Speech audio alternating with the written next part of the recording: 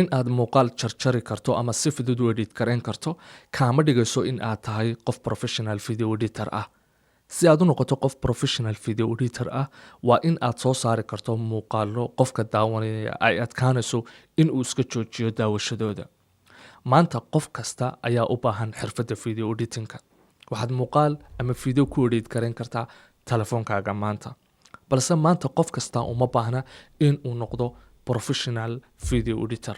Haddii aad rabto in aad noqoto qof professional video editor ah waa in aad ka duwanaan karto dadka kale ee kaliya muuqaalo uun edit karayn kara.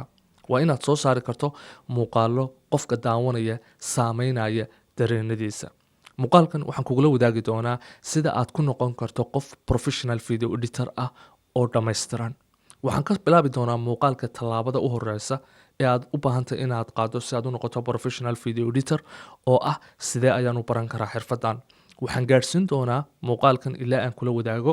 marka aad noqoto qof professional video editor ah fursadaha ku sugaya ee aad ka faa'iideysan karto ee aad xirfadan dhaqaale uga samayn karto. Waxaan ku bilaabayaa marka koobaad waxaa jira software fara badan oo muuqaalo lagu edit gareeyo. Softwaradaas waxaan u qaybinayaa labo. Software ah beginner friendly ama software bilow ah oo ku saabsan sida muuqaalo loo edit gareeyo oo ay awoodoodu cayiman tahay, iyo software advanced ah oo awoodoodu sareyso oo lagu samayn karo ama lagu edit gareyn karo muuqaalo kala duwan oo loo isticmaalayo waxyaabo kala duwan. Softwarada beginnerka ama barbilowga ah waxaa ka mid ah sida softwareka CapCut, waxaa ka mid ah sida softwareka Wondershare Filmora, iyo sidoo kale softwareka Vegas Pro. Sidoo kale waxaa jira software kale sida Camtasia, way badan yihiin. Softwaradan waxaa loogu talagalay qof u baahan in kooban oo xirfadda video editingka ah si uu markaa danihiisa hoose ugu qabsado. Haddaba haddii aad rabto in aad noqoto qof professional video editor ah, softwaradan adigu uma baahnid. Softwarada labaad ee aan kuri waxay gaarsiisantahay awoodooda video editingku meel aad u sareysa, waxaanad ku samayn kartaa muuqaalo tayadu sareyso. Waxaa ka mid ah softwareka Adobe Premiere Pro, softwareka loo yaqaano Final Cut Pro oo kaliya kombiyuutarada Mac OS-ka ama shirkadda Apple leedahay lagu isticmaali karo, iyo softwareka loo yaqaano DaVinci Resolve. Saddexdan softwareka loogu adeegsiga badan yahay waa softwareka loo yaqaano Adobe Premiere Pro. Saddexdan software waa softwarada lagu sameeyo filimaanta, muuqaalada tayadoodu sareyso ee YouTube-ka la soo geliyo, iyo sidoo kale muuqaalada riwaayadaha ama sida fiican loo edit gareeyay. Haddaba haddaad rabto inaad noqoto qof professional video editor ah waxaad u baahantahay inaad isticmaasho softwarada advancedka. Haddii se aad hadda bilaabayso xirfadda video editingka ah waad ku horeyn kartaa marka hore inaad barato softwarada beginnerka ama barbilowga. Laakiin su-aasha waxa weeye si aad u noqoto professional video editor ma khasab ah inaad marka hore soo marto softwarada beginnerka? Jawaabtu waa maya. waxaad ka bilaabi kartaa xirfadda video editingka ah softwareka Adobe Premiere Pro, Final Cut Pro haddii computerkaagu Mac OS yahay, inaad ku bilowdo softwareka loo yaqaano DaVinci Resolve. Saddexdan software midka loogu adeegsaga badan yahay waa Adobe Premiere Pro, waana midkaan aanu kula talin lahaa qof kasta inuu ku bilaabo oo uu barto. Hadhow talo softwarada kale waa uu baran karaa. maadaama aynu isla fahnay softwarada hadda jira iyo kuwa la isticmaalo si loo soo saaro muuqaalo tayo leh, waxaan u gudbi doonaa computer noocyo baad u baahan tahay si aad u soo saarto muuqaalo tayadoodu aad u sareyso.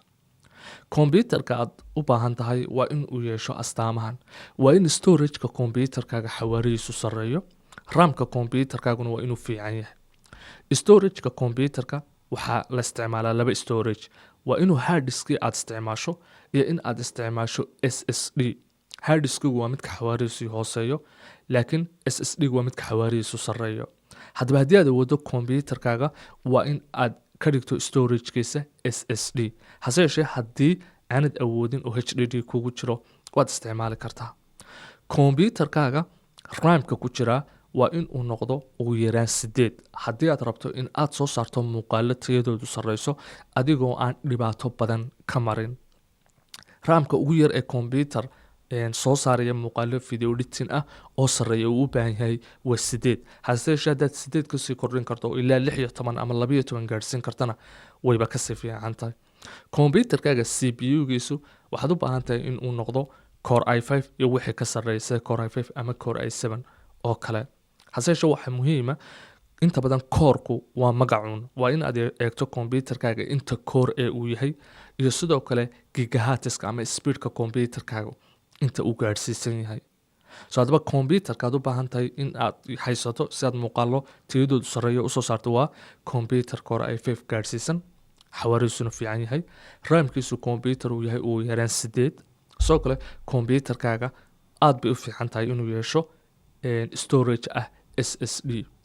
waxaan u gudbi doonaa iminka sidee baad xirfadda video editing u baran kartaa waxaa jira laba qaab oo aad xirfadda video editing u baran karto qaabka koobaad waxa weeye waa inaad iibsato course ku baraya xirfadda video editing iyo software-ka marka aad u baahan tahay inaad barato qaabka labaadna waxa weeye inaad daawato muuqaalada furiga ah ee internetka ku jira sida YouTube-ka oo kale si aad u barato xirfadda video editing ah midda aan ku talinayo anigu qof kastoo awooda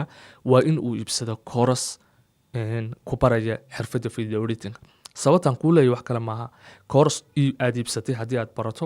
marka koobaad waxaad baranaysaa xirfadda video editing adigoo kasoo bilaabaya bilow gaadhsiinayana heerka ugu sarreeya xirfadaada video editingka wakhtiga ugu kooban waxaad baran doontaa casharo fara badan oo lagu diyaariyey oo loo kala horeysiiyey siday u kala muhiimsan yihiin ama sida ay u kala fududahay in aad fahanto marka aad baranayso sidoo kale waxaad helaysaa waxyaabihii aad ku practice garayn lahayd marka aad xirfadda video editing ka baranayso hase yeeshee haddii aanad awoodin inaad kor iibsato dhaqaale ahaan waxaad samayn kartaa inaad barato muuqaalada furiga ah ee ku jira YouTube-ka ee ku baraya xirfadda video editing waxaad helaysaa muuqaalo ku baraya software-ka Adobe Premiere Pro software-ka Final Cut Pro iyo software-ka DaVinci Resolve oo software-ada advanced-ka sidoo kale waxaad helaysaa muuqaalo ku baraya software-ada beginner-ka sida CapCut, Wondershare, Filmora, Camtasia, Vegas Pro iyo sidoo kale software-ada kale haddaba haddii aad awooddo inaad course iibsato waad samayn kartaa mid ka mid a software-ada aynu course-ka ka diyaarinay ee aad baran karto haddii aad rabto adigu aad iibsan karto course-ka waa software-ka Adobe Premiere Pro aanan idiin sheegay sidoo kale inuu yahay software-ka ugu wanaagsan software-ada advanced-ka marka la eego dhanka dadka ugu badan inay adeegsadaan sidoo kale software-kan waxaa soo saartay shirkadda ugu muhiimsan ee soo saarta software-ada muuqaalada lagu edit gareeyo course-kan wuxuu ku barayaa bilow ilaa dhammaad xirfadda video editing-ka muuqaaladii aad ku tijaabin lahayd xirfadaada waxyaabihii oo dhan waa kugu diyaar course-kan wuxuu ku jira website-keena haddii aad xiiseynayso inaad barato waxaan kuu dhigi doonaa linkigiisa muuqaalkan qaybtiisa hoose description-ka sidoo kale website-keena ayaad booqan kartaa oo ciwaankiisu yahay somalitech0.com ama somalitech.net labadan magacba waad ku booqan kartaa website-keena waxaan haatan uga gudbi doonaa sidee baad xirfadan u practice garayn kartaa xirfadan waxaad u practice garayn kartaa waxaad u baahan tahay marka hore inaad hesho muuqaalo aad ku tijaabin lahayd haddaba si aad xirfadan u practice garan karto waxa weeye marka hore waa inaad isku daydo qof kasta oo ku dhow oo aad taqaano oo muuqaalo sameeya oo soo geliya baraha bulshada waa qofkii aad gaari karto oo dhan inaad ka dalbato inaad u edit garayso muuqaaladiisa si aad adigu xirfadaada ugu tijaabiso qofkaana uu u helo si fudud muuqaalo si fiican loo edit gareeyo so waa qaabka koobaad horta aad ku heli karto muuqaalo aad ku tijaabiso oo aad ku practice garayso xirfadaada video editing-ka qaabka labaad aad ku heli karto oo sidoo kale iyadana aad u baahan tahay inaad isticmaasho waxa weeye inaad raadiso muuqaalada loo yaqaano stock videos waxaa jira muuqaalo aan wax copyright lahayn sidoo kale free ah 100% oo aad ka helayso internetka oo aad xirfadaada video editing-ka ku tijaabinayso oo kuwa loo yaqaano stock footage waxaa laga helaa website-yada sida midka loo yaqaano pixabay.com website-ka loo yaqaano pixels.com website-ka loo yaqaano unsplash.com xitaa website-ka loo yaqaano infato ayaa leh so website-yada laga helo stock footage-ka furiga ahna waxaan idiin soo dhigi doonaa muuqaalkan qaybtiisa hoose description-ka linkiyadooda qaar ka mid a sidoo kale website waxaad u baahan tahay inaad raadiso muuqaalo loogu talagalay in lagu tijaabiyo xirfadda video editing-ka ah oo ay soo geliyaan kanaalo YouTube ah waxaa jira kanaalo YouTube-ka ku jira waxay sameeyaan muuqaalo loogu talagalay qofka video editor-ka ah inuu ku tijaabiyo xirfadiisa video editing so haddaad muuqaalada ka baadho YouTube-ka waxaad ka helaysaa muuqaalada YouTube-ka just waxaad u baahantay inaad muuqaalada raadiso kadibna waad helaysaa so muuqaaladan kala duwan ayaad isticmaali kartaa hase yeeshee haddii aad awoodo course inaad iibsato lagu baranayo xirfadda video editing-ka course kasta waxaa ama koorsooyinka badankooda yaana odhan course kasta waxaa ardayga la siiyaa muuqaalo loogu talagalay inuu ku tijaabiyo xirfadiisa video editing-ka waxaa tusaalahan usoo qaadanaya course-ka aynu bixino oo arday kasta oo baranaya uu helayo muuqaalo uu ku tijaabinayo xirfadiisa video editing-ka ama ku practice garaynayo maadaama aynu imika baranay sida loo tijaabinayo xirfadda video editing waxaan u gudbayaa fursadaha ka bannaan xirfadda video editing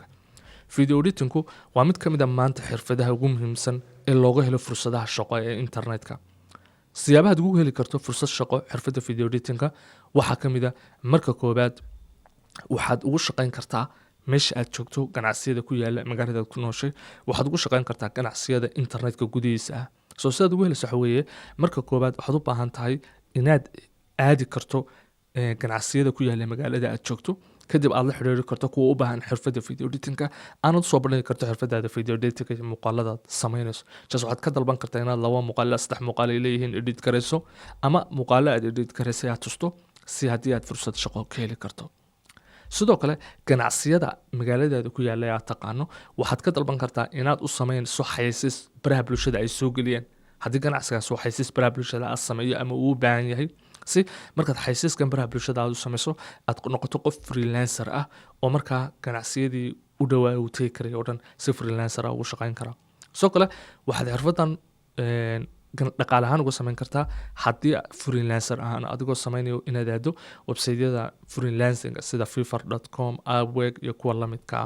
websaydadan iyagana waxa weeye intaas oo kuna video editor ama professional video editors baa maalinkii laga soo dalbadaa inay muuqaalo edit karayaan kadibna muuqaalada edit karaya sidoo kale waxaad samayn kartaa qof kasta oo ganacsi online leh oo muuqaalo edit karaya oo aad isleedahay waad caawin kartaa waad la xiriiri kartaa maanta intaasoo kuna kanaal oo YouTube baa jira haddii aad kanaalka qof kale la xidhiidho oo aad u bandhigto fursadaada oo aad isleedahay uu u baahan yahay waxaa laga yaabaa in qof u baahan aad adigu la xidhiidho ha noqon qofka fila in la soo raadiyo adigu noqo qofka raadiya qof uu caawiyo oo u baahan kadibna qofka sidaa ula shaqeeyo soo fursado fara badan bay leedahay xirfadan video editing haddaba sidaasna waa sida aad xirfadan ugu bedeli karto mid aad dhaqaale ka samayso waxaan soo gaarnay gadaasha muuqaalka waxaan rajaynayaa inaan kula wadaagay xogaha ugu muhiimsan aad u baahan tahay si aad u noqoto qofka video editorka hadday jiraan wax su'aal ah oo ku saabsan dhammaan waxyaabihii aan sharaxay muuqaalka waxaad ugula wadaagi doontaa muuqaalkan qaybtiisa hoose ee commentiga waxaan isku dayi doonaa inaan ka jawaabo commenti kasta oo lasoo qoro hadday jiraan wax aad igu khilaafsan tahay ama wax aad igaga aragti duwan tahay ama wax aanan tilmaamin muuqaalka dhexdiisa oo aad isleedahay way u baahan tahay in la tilmaamana muuqaalkan qaybtiisa commentiga kusoo qoro waxaan isku dayi doonaa haddii shaygaas uu yahay shay muhiim inaan commentikaaga been gareeyo waxaan soo gaarnay muuqaalka gadaashiisii haddii muuqaalkan aad wax ka faa'iideen muuqaalka like inoo saar si muuqaalkan youtube-ku muhiim ugu arko dad fara badan u gaarsiiyo sidoo kale anaan u arko muuqaalkan in aan wax idin faa'iideeyey haddii muuqaalka aanaad waxba ka faa'iidin oo aanan rajaynayn muuqaalka waa dislike garan kartaa muuqaalka inaan dislike u arko ma jecli ha yeeshee haddii aanan waqti kaalimay waad dislike garan kartaa muuqaalkan ka xigantaan ku kulmi doono aniga idinka waxaa idin rajaynaya khayr wasalaamu calaykum